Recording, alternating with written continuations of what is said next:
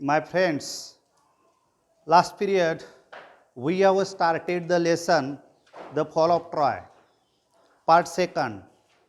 Today we are going to continue the remaining part of the story, The Fall of the Troy.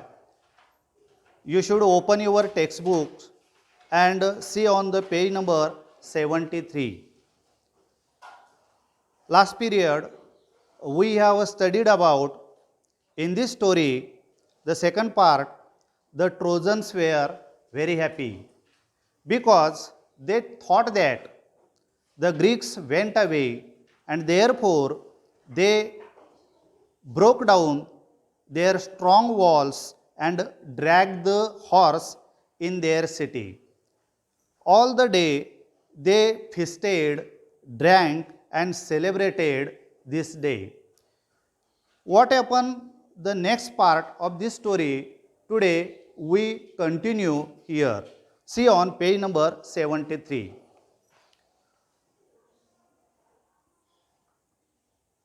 Their wise priest warned them not to do so. Wise priest, शहाणा धर्मगुरू. त्या Troy या शहरामध्ये असणारा जो शहाणा धर्मगुरू होता त्यानं सल्ला दिला, त्यानं इशारा दिला, नॉट टू डू सो, अशा पद्धतीनं तुम्ही करू नका. It may be a trick that will ruin us. कदाचित ही शत्रू सैन्याची चाल असेल की आपणाला नेस्तनाबूत करण्याची ही एक चाल असेल. टू र्यून अस म्हणजे नेस्तनाबूत करणे. He said, you will bring disaster on the city. You will bring disaster. Disaster means आपत्ती, संकट. आणि तुम्ही असं जर केला, भिंत जर तोडला आणि तो घोडा जर आतमध्ये ओढून नेला तर तुम्ही आपल्या या शहरावरती आपत्ती आणाल, संकट आणाल. If you break down the walls, but they were so excited that they paid no attention. All the Trojans, they were so excited, so happy. They could not listen to this priest. त्यांनी त्या प्रिस्टचं, त्या धर्मगुरूचं त्यांनी ऐकलेलं नव्हतं. To pay no attention. Pay attention म्हणजे this is the phrase. Write down this phrase in your notebook. To pay attention, लक्ष देणे. The past verb of this phrase, to paid no attention, म्हणजे त्याने दुर्लक्ष केलं. त्या धर्मगुरूकडे त्याने दुर्लक्ष केलं. They broke down part of their strong walls. And lastly, all the Trojans, they broke down. Break down चा past verb broke down. They broke down the strong wall. आणि आपल्या शहराचं संरक्षण करणारी जी भक्कम भिंत होती त्या भक्कम भिंतीला त्यांनी काय केलं, भगदाड पाडलं. In order to, this is the phrase, in order to, च्या साठी. Write down this phrase in your notebook. च्यासाठी. कशासाठी त्यांनी भगदाड पाडलं? To drag the horse in their city, in the Troy city. म्हणजे ट्रॉय या शहरामध्ये तो घोडा ओढत आणण्यासाठी त्यांनी त्या भिंतीला भगदाड पाडलं. Next paragraph. All that day the Trojans feasted and drank and celebrated. संपूर्ण दिवसभर त्यांनी मेजवानी केली. दे फिस्टेड, मेजवानी केली. टू फिस्ट याचं past verb feasted. And drank, ड्रिंकचा भूतकाळ, ड्रँक, दारू पिलं. अँड सेलिब्रेटेड, आणि त्याने तो आनंदोत्सव साजरा केला. After all their celebrations they went to sleep. आणि तो दिवस ज्या वेळा ते साजरा केले त्यावेळेला ते झोपी गेले. They went to sleep. This is the simple past tense. साधा भूतकाळ दिलेला आहे. जर तुम्हाला परीक्षेमध्ये विचारलं या काळाचं तुम्ही कंटिन्युअस पास्ट टेन्स करा असं सांगितलं तर कसं होईल बघा. They went to sleep. Make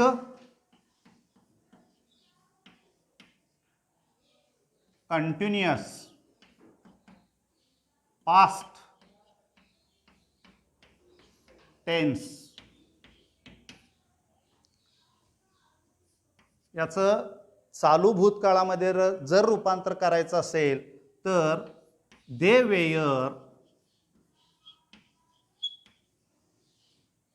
going to went. गोचं भूतकाळी रूप वेंट, गोचं चौथं रूप गोइंग टू.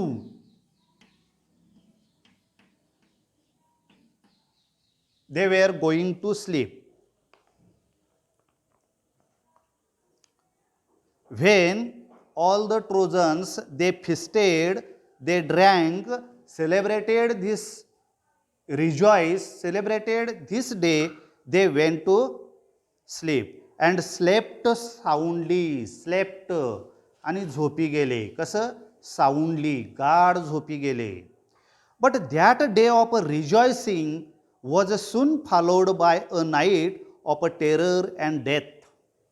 पण तो आनंदाचा दिवस साजरा करण्यापाठोपाठ त्यांची जी येणारी रात्र होती ती रात्र भयानक आणि मृत्यूला आमंत्रण देणारी रात्र होती. टेरर अँड डेथ असं म्हटलेलं आहे. Next paragraph. The Greek ships had not sailed far. What happen here about the Greeks? They sailed away. They didn't sailed away, but they had not sailed so far. इतक्या दूरवरती त्यांनी आपली जहाजं नेलेली नव्हती. As soon as they were hidden by an island, ते काय केलेले होते? एका बेटाच्या आडोशाला ही सगळी जहाजं त्यांनी लपवलेली होती. They had lowered their sails. त्या जहाजांची जी शिडं होती ती शिडं त्यांनी उतरवलेली होती जेणेकरून ट्रॉय लोकांना शंका येऊ नये. They had lowered their sails and dropped अँकर. ड्रॉप म्हणजे खाली टाकणे, अँकर म्हणजे नांगर. जहाज एका ठिकाणी थांबवण्याकरता नांगर टाकलं जातं. And in this way they dropped the अँकर and waited for the night. आणि रात्रीची ती वाट पाहू लागले. In the darkness the fleet sailed back. When the time of the night, that time they sailed their ships, their fleets means तांडा. तो जहाजांचा, तो सैन्यांचा जो तांडा होता, रात्र झाल्या झाल्या गुपचूपपणे ते बाहेर पडले आणि परत मागं फिरले. The fleet sailed back and the leading ship. या जहाजांचं नेतृत्व कोण करत होतं? Which was Agamemnon. जो सेनापती होता ॲगमेनॉन, याच्याकडं त्या नेतृत्वाची जबाबदारी होती. Bore a red light high on its mast. A red light, he bore a red light high on its mast. त्या शिडाच्या काठीला त्यानं सिग्नलसाठी एक लाल रंगाचा बल्ब लावलेला होता. The Greeks who was watching for the return of the fleet and in the Troy city there was a Greek person. He every time watching when the Greek soldiers came back. And when the red light he watched, that time he gave a signal to the Greek soldiers which were hidden into the horse. त्यानं काय केलं? जे त्या घोड्यामध्ये लपलेले लोक होते त्यांना त्यानं इशारा दिला. लाल रंगाचा दिवा ज्यावेळा त्यानं बघितल्यानंतर त्यानं सरपटत सरपटत येऊन त्या घोड्याच्या आतमध्ये लपलेल्या लोकांना सिग्नल दिला. Which was Agamemnon's bore a red light high on its mast. The Greek who was watching for the returns of the fleet FLEET fleet म्हणजे तांडा, crept to the wooden horse. तो लाकडी घोडा जो होता शहरामध्ये ओढून नेलेला, ट्रोजन लोकांनी ट्रॉय शहरामध्ये नेलेला, त्या घोड्याच्या आतमध्ये सैनिक लपलेले होते. त्यानं काय केलं, त्या सैनिकांना इशारा केला, गेव द सिग्नल, इशारा दिला त्यानं. The side of the horse opened, त्या घोड्याचा काही भाग हा ओपन करण्यात आला. द ग्रीक्स क्लाइम्ड आउट, आतमध्ये लपलेले जे ग्रीक सैनिक होते, शूर सरदार होते, त्यांनी उड्या मारल्या. And opened the gate. This gate was very strong to protect for all the Trojans. सर्व ट्रोजन लोकांचं संरक्षण करणारं जे गेट होतं ते गेट पहिल्यांदा त्यांनी ओपन केलं. The whole Greek army entered the sleeping city. The time was night time. All the Trojans, they celebrated, they rejoiced, they feasted, they drank a lot of and celebrated this day, and after that they were going to sleep. ते शांत झोपी गेलेले होते. And at that time the whole Greek army entered into their city, into the gate. त्या gate मधून ते संपूर्ण army जी होती ग्रीक लोकांची त्यांनी प्रवेश केला. इमिडिएटली, तात्काळपणे, the Greeks, see on page number 74, the Greeks set fire. To set fire, this is the phrase, to set fire, आग लावणे. काय केलं, ग्रीक लोकांनी आतमध्ये प्रवेश केल्या त्यांनी आग लावायला सुरुवात केली. कशाला आग लावायला सुरुवात केली त्यांनी? To set fire to houses, Trojan लोकांच्या घरांना, टॉवर्स, मनोऱ्यांना, पॅलेसेस, राजवाड्यांना, and began to burn and kill. सुरुवातच केली. जे जे आडवे येतील त्यांना त्यांनी ठार करायला सुरुवात केली. संपूर्ण शहर त्यांनी जाळून टाकायला सुरुवात केली. Next paragraph. Troy was filled with the site of leaping flames and the sound of shouting and the noise of weapons and the cries of the weeping women. 3 lines, 1 sentence given here. Troy was filled with the sight of leaping flames. संपूर्ण Troy शहर लपेटलेल्या ज्वालांनी भरून गेलेलं होतं. बघावं तिकडं आगच आग. The sound of the shouting, भयानक अवस्था त्यांनी ट्रॉय शहराची केलेली होती ग्रीक लोकांनी. द साऊंड ऑफ शाउटिंग, सगळीकडून आरडाओरडाचा आवाज. रात्रीची वेळ, संपूर्ण अंधार पसरलेला आहे आणि अशा वेळेला यांनी जाळपोळ सुरू केलेली आहे. दिसतील त्यांना मारायचं सुरू केलेलं आहे. अशा अवस्थेमध्ये फक्त ओरडण्याचा आवाज. And the noise of the weapons, शस्त्रांचा आवाज. खान खान खान, सगळीकडून आवाजाचा आवाज येऊ लागलेला आहे. The cries of the weeping women, आणि रडणाऱ्या स्त्रियांचा आवाज रात्रीच्या वेळेला येऊ लागलेला आहे. The sleeping Trojan sprang out of their beds. And that time all the Trojans they celebrated and went to soundly sleep. They sprang out of their beds. Sprang out, खाडकन जागा होणे. आणि अंथरुणातून जे ट्रोजन लोक होते, सैनिक जे होते, ते खाडकन जागे झाले. काय होतंय न होतंय हे कळण्याच्या पूर्वीच हा आघात त्यांच्यावरती घालण्यात आलेला होता.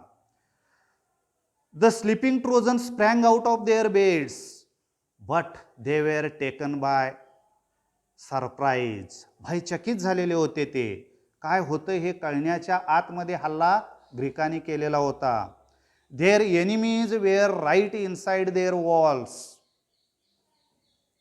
त्यांचं जे शत्रू सैन्य होतं, ग्रीक लोक जे होते ते आतमध्ये, भिंतीच्या आतमध्ये कधीच प्रवेश केलेलं होतं. And many of the Trojans were killed before they put on their armour and seize their weapons. आणि त्यांच्यापैकी बरेच ट्रोजन लोक्स वेअर किल्ड, मारले गेले होते. Before they put on, to put on means अंगामध्ये घालणे. To put on, this is the phrase.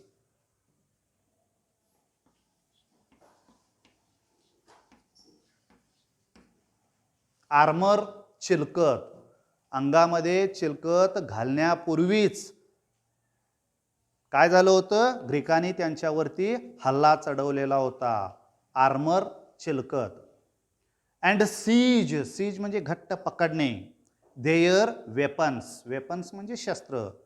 अंथरुणामधून ज्यावेळा ते खाडकन सैनिक जागे झाले, काय होतं हे कळायच्या आधी आपल्या देशावरती ग्रीक लोकांनी हल्ला केलेला आहे हे समजल्या त्याने काय केलं, अंगामध्ये चिलकत घालून शस्त्र पकडण्यापूर्वीच ग्रीकांनी त्यांना ठार केलेला आहे.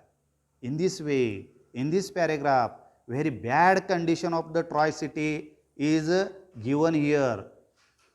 The Troy was filled with the flames. ज्वालानी, आगीनं ट्रॉय शहर भस्म होत चाललेलं होतं. There were shouting noises, cries of the weeping women. The Greek enemies direct attacked on the sleeping city and killed to the Trojans. Understand this paragraph? Next paragraph. A bright light lit up the night sky. रात्रीच्या वेळेला Troy शहरामध्ये जणू काही पांढरा शुभ्र ज्वालानी वेढलेलं, प्रकाशानं उजळलेलं असं ते Troy शहर दिसत होतं. आता इथं वाक्य एक दिलेलं आहे बघा. A bright light lit up.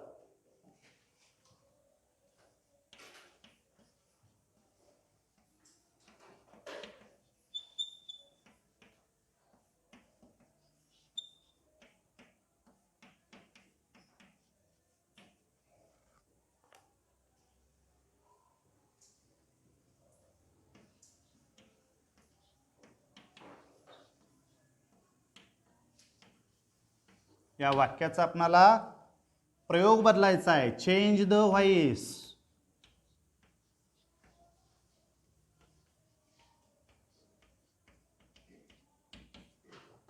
आता यामध्ये the bright light, this is the subject, lit up verb, and the night sky, this is object. Then the night sky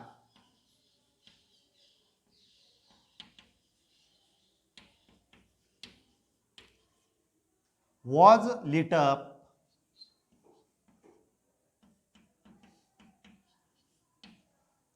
the bright light.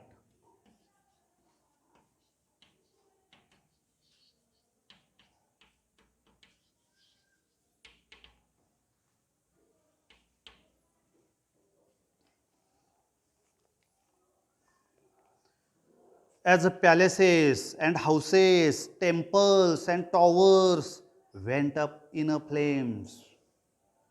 राजवाडे, घरे, मनोरे संपूर्ण ज्वालाने व्यापलेले होते. The Trojans fought as well as they could. अशा अवस्थेमध्ये सुद्धा Trojan लोक लढले, शक्य तितक्या निकरानं ते लढले.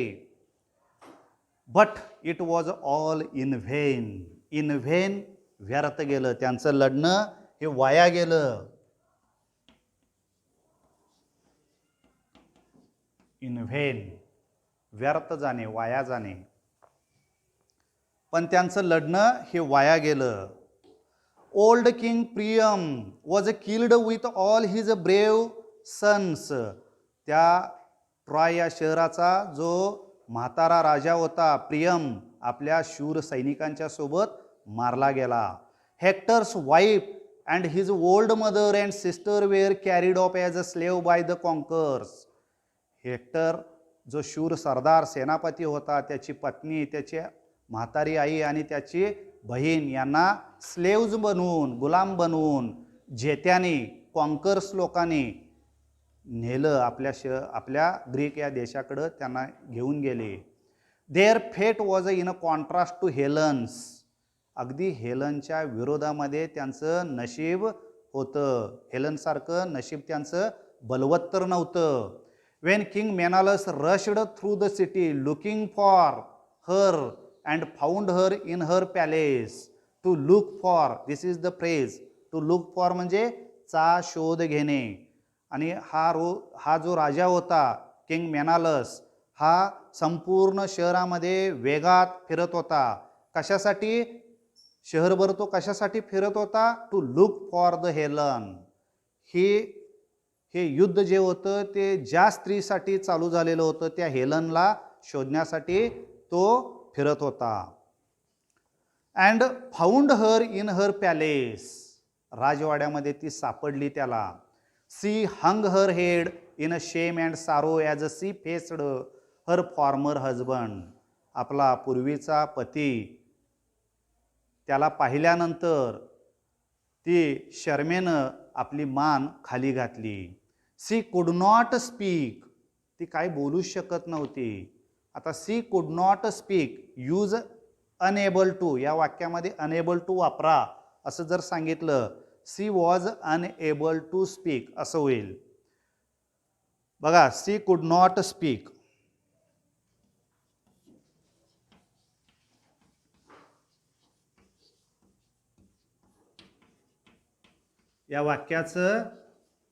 या वाक्यामध्ये आपण यूज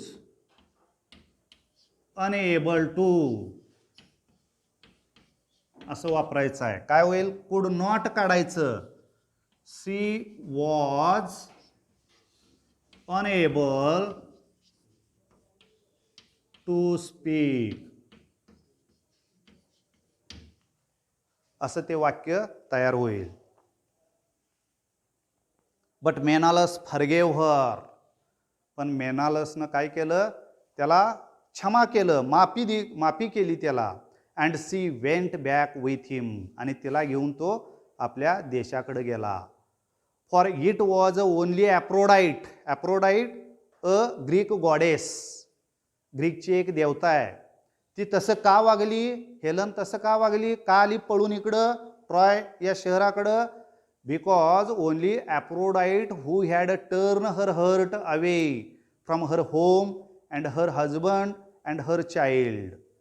म्हणजे या आपल्या घर असू दे, किंवा आपला नवरा असू दे, किंवा आपली मुलं असू देत, यांच्यापासून मन दुखावण्याचं काम ह्या ॲप्रोडाईटनं केलेलं होतं. And last 2 lines. When morning came. सकाळ उजाडली तेव्हा. Nothing was left of the proud rich city that had resisted attack for 10 years. 10 वर्षापासून हल्ल्याला तोंड देणारं जे ट्रॉय शहर होतं, ह्या ट्रॉय शहरामध्ये काहीही शिल्लक राहिलेलं नव्हतं. Nothing was left of the proud, अभिमानी, रिच सिटी, श्रीमंत असं शहर, यापैकी काहीही शिल्लक राहिलेलं नव्हतं. They resisted attack for the 10 years. जवळजवळ 10 वर्षापासून त्यांनी झुंज दिलेली होती. Here we complete this part 1 and part 2. In this way, at last, the proud, rich city defeated by the Greeks. In the end, nothing was left in this city. In this way, the Troy city, the fall of the Troy. In this way, अशा पद्धतीनं Troy या शहराचा पाडाव झाला. Thank you.